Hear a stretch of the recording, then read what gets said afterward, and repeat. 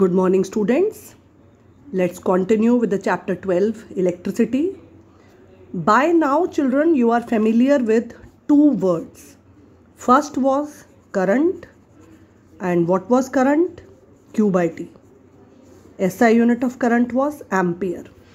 And second word we did in the last class was potential difference.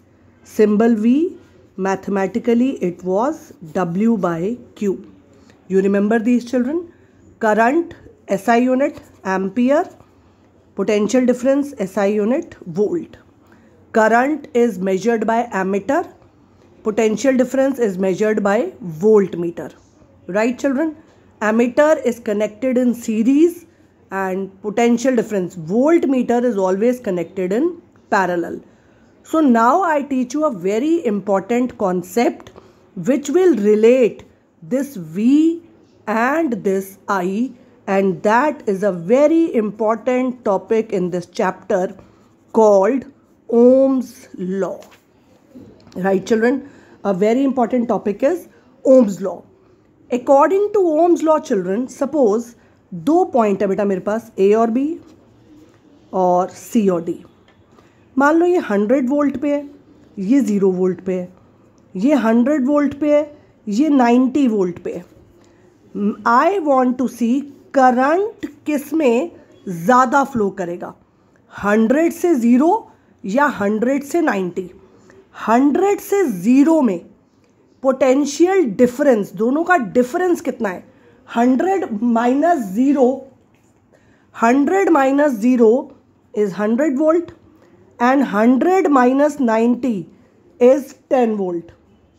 Right? This means current will flow from 100 to 0 more as compared to 100 to 90, right? Because here the potential difference is 100 volt. And here the potential difference is 10 volt. So I must tell you, according to Ohm's law, current always flow from high potential to low potential. So statement of Ohm's law is current flowing through a conductor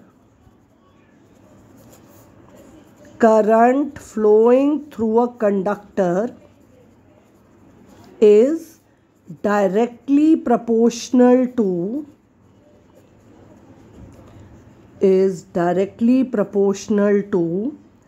potential difference applied across two ends of a conductor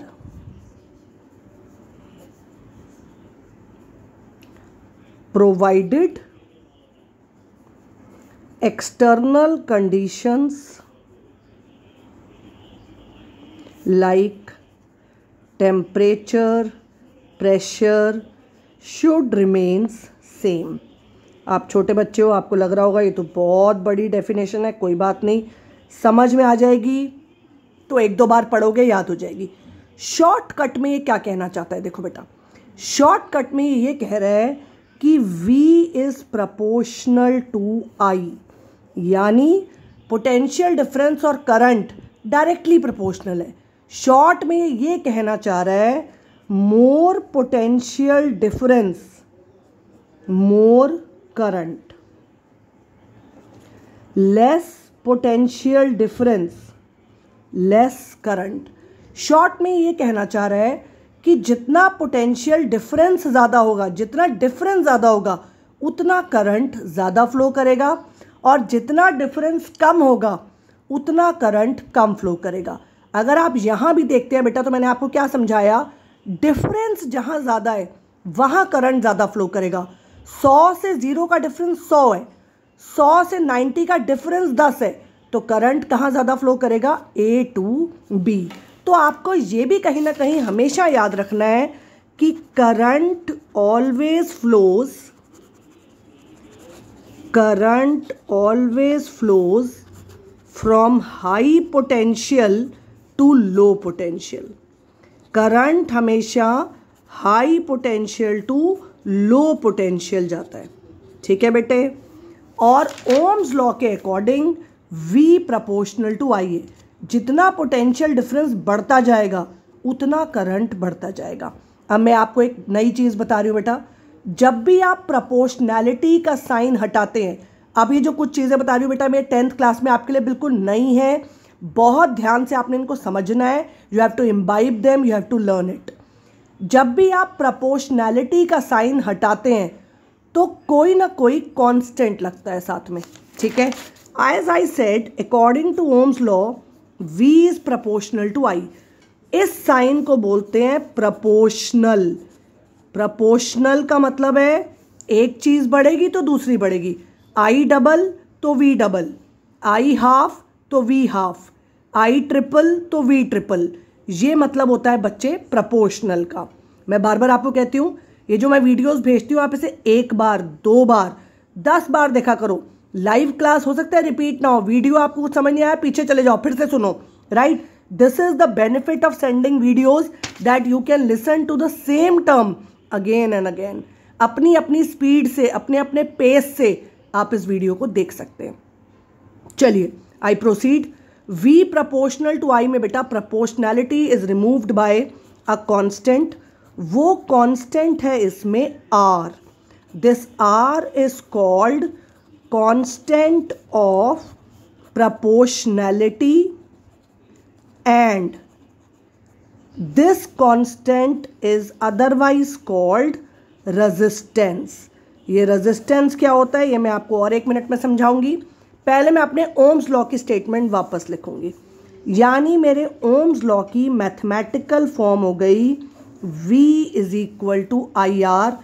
this is mathematical form of Ohm's law, right.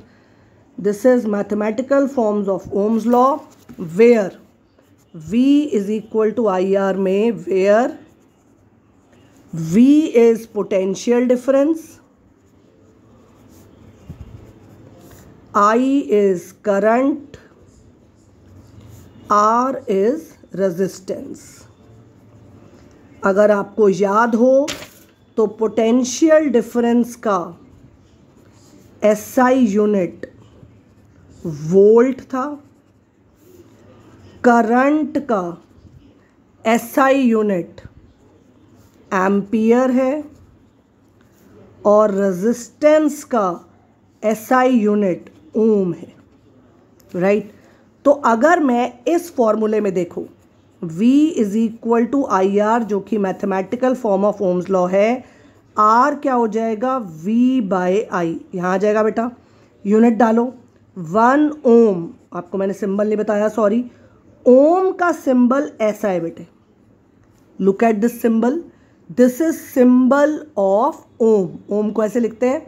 तो मैं यहाँ ये कह रही थी कि 1 ओम किसके बराबर हो गया, 1 वोल्ट बाय 1 एम्पियर।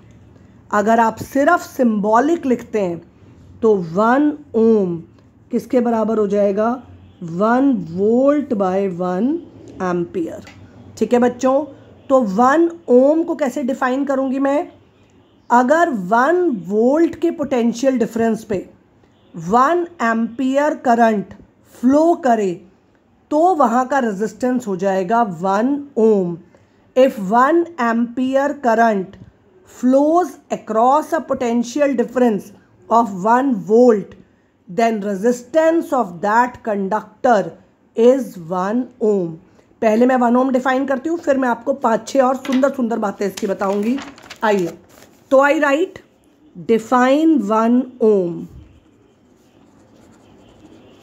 1 ओम क्या है बेटा, देखो, if 1 ampere current flows across a potential difference of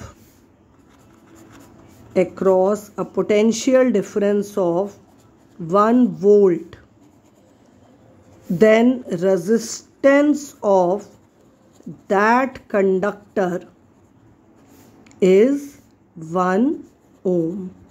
Right children, अगर 1 वोल्ट के पोटेंशियल डिफरेंस पे 1 एम्पियर का करंट फ्लो कर जाए तो उस कंडक्टर की रेजिस्टेंस कितनी हो जाएगी? 1 ओम। चलिए back to Ohm's law. Ohm's law में मैंने आपको कहा V is proportional to I। V proportional to I का ये मतलब है बेटा, V बढ़ेगा तो I बढ़ेगा, V कम होगा तो I कम होगा।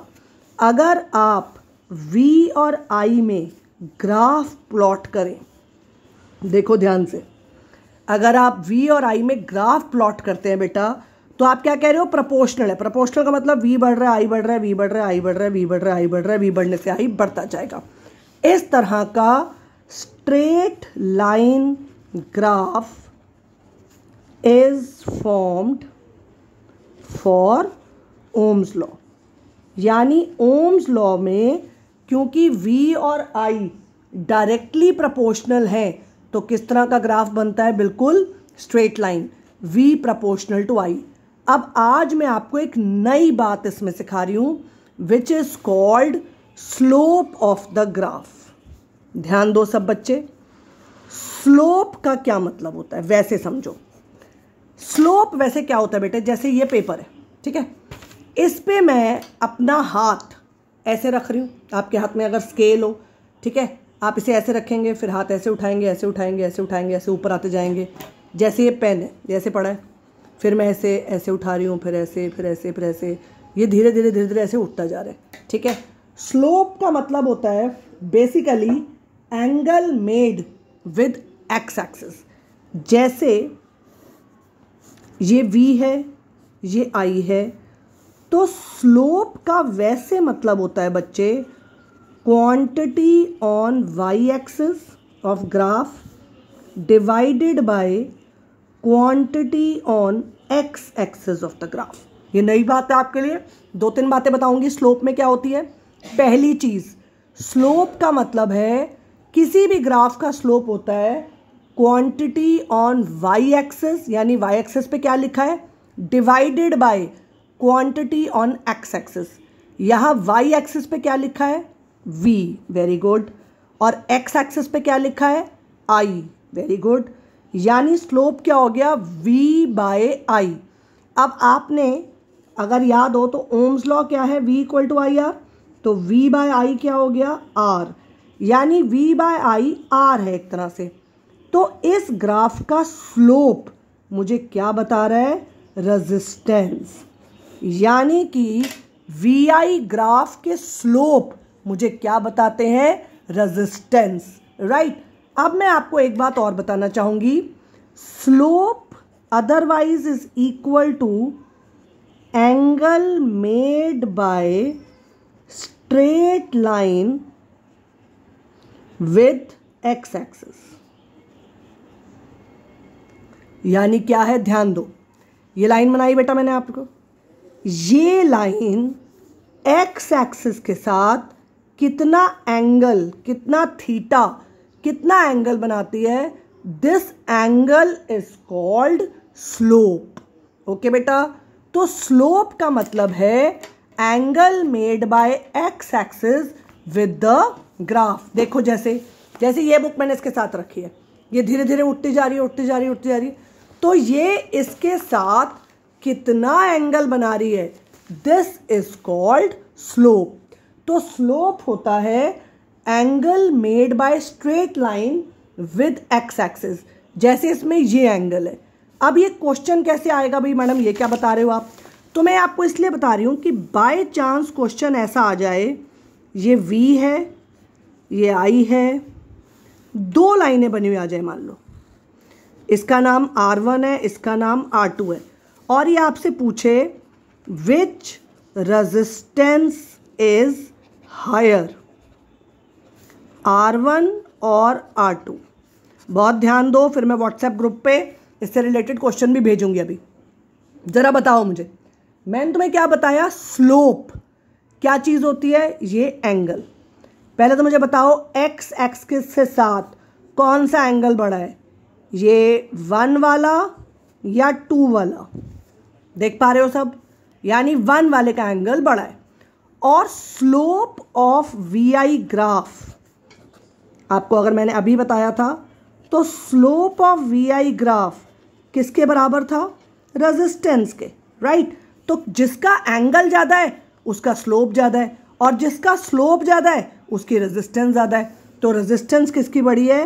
R1 is greater than R2, right. यानी कि जिसका स्लोप ज़्यादा है बेटा उसकी रेजिस्टेंस ज़्यादा है। तो ओम्स लॉ में आपको ये छोटी छोटी बातें याद रखनी है। पहला कि ओम्स लॉ में V प्रोपोर्शनल टू I है। V प्रोपोर्शनल टू I का मतलब V बढ़ेगा तो I बढ़ेगा, V कम होगा तो I कम होता जाएगा। इस ग्राफ का स्लोप यानी कि ये एंगल मुझे क्या बताता है? रेजिस्टेंस। मैंने आपको बताया स्लोप क्या है? Quantity on y axis upon quantity on x axis. y axis पे v लिखा है, x एक्सिस पे i लिखा है, तो स्लोप हो गया v बाई i r होता है, r हो गई रेजिस्टेंस, राइट। ये नई बात है, 4 बार वीडियो देखेंगे ताकि आपको ये बात समझ में आ जाए। अब यहाँ ओम्स लॉ से रिलेटेड मैंने क्या क्वेश्चन दिया देखो, जैसे मान लो if potential difference applied across a conductor, if potential difference applied across a conductor is doubled, how resistance is affected? चलिए, अगर potential difference applied across a conductor को डबल कर दूं, ये कहता है अगर आप V को 2V कर दें, डबल कर दें, तो रेजिस्टेंस पे क्या इफेक्ट होगा? हाँ जी, लाइव क्लास होती तो मैं आपसे ज़रूर पूछती, पर यहाँ भी आप मनी मन जवाब दीजिए और ऑनेस्टली मुझे बताना ग्रुप पे कि तुमने सही जवाब दिया कि नहीं। चलो, कुछ बच्चे कहेंगे V is equal to I R. Madam अगर V डबल तो R डबल नहीं। मैंने आपको कहा था R is a constant of proportionality. R क्या था? कांस्टेंट। यानी अगर V डबल हो रहा है तो कौन डबल होगा? I, लेकिन R will always remain same. बहुत इंपॉर्टेंट बात है, बहुत बच्चे गड़बड़ करके आते हैं। अगर V डबल तो कौन डबल? I, लेकिन R क्या रहेगा? सेम। क्योंकि अगर आपको याद हो तो मैंने आपको कहा था कि जब V प्रोपोर्शनल टू I है तो R क्या है? कांस्टेंट, और कांस्टेंट नहीं बदलते। अगर V डबल तो I डबल, V हाफ तो I half, but R will remain same. तो यही क्वेश्चन यहाँ उसने पूछ लिया है कि अगर पोटेंशियल डिफरेंस को डबल कर देंगे तो रेजिस्टेंस पे क्या इफेक्ट होगा। अगर पोटेंशियल डिफरेंस को डबल कर देंगे तो बेटा जी रेजिस्टेंस पे कोई इफेक्ट नहीं लगा। हम लिखेंगे resistance will remain same, right बच्चा party.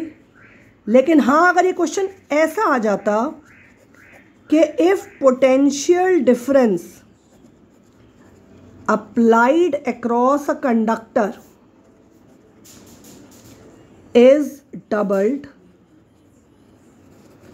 how current is affected? ये ध्यान से देखो बेटा, यानी ये कह रहा है कि अगर V डबल हो जाए तो करंट पे क्या इफेक्ट होगा। तो मैंने आपको क्या बताया Ohm's law? V proportional to I है, यानी अगर V हो गया डबल तो करंट भी क्या हो जाएगा? डबल। इसके बढ़ने से ये बढ़ता है, यही है ओम्स लॉ। तो हम लिखेंगे current will also be doubled, right बच्चों। अब मैंने आपको जो टॉपिक पढ़ाया है इसके न्यूमेरिकल अगली उसमें क्लास में कराएंगे। सबसे पहले आप सब बच्चे इलेक्ट्रिसिटी के चैप्टर में पेज नंबर 203 पे ओम्स लॉ लिखा है, ये सारा रीड करेंगे। Is there a relationship between potential difference and current, let us explore the activity. ये पूरी एक्टिविटी पढ़ेंगे। इस एक्टिविटी में क्या बताता है? एक सेल लगाया तो करंट कम है, 2 सेल लगाए तो करंट और बढ़ गए, 3, यानी जितने आप सेल बढ़ाते जा रहे हैं उतनी वोल्टेज बढ़ती जा रही है, और जितनी वोल्टेज बढ़ती जाएगी उतना करंट बढ़ता जाएगा। फिर ये देखो ग्राफ बना रखा है VI में, इनका भी स्ट्रेट लाइन आया है। फिर देखो ये लिखता है V प्रोपोर्शनल टू I है, यानी V बाई I R है, जिसे इसने कांस्टेंट लिखा है। आप ये बुक पढ़ेंगे। इस बुक की रीडिंग मैं आपको अगली क्लास में करा के ये देखो 1 ओम की डेफिनेशन लिखी हुई है, then I will complete my this topic, right. Study group पे 2-4 क्वेश्चन भेजूंगी, वो आप करके मुझे दिखाएंगे। ये जितना मैंने लिखा है इसे भेज रही हूँ, इसे कॉपी कीजिए और मेरे को अपने नोट्स ग्रुप पे भेजिए, right. That's it for this class. Stay safe, stay home.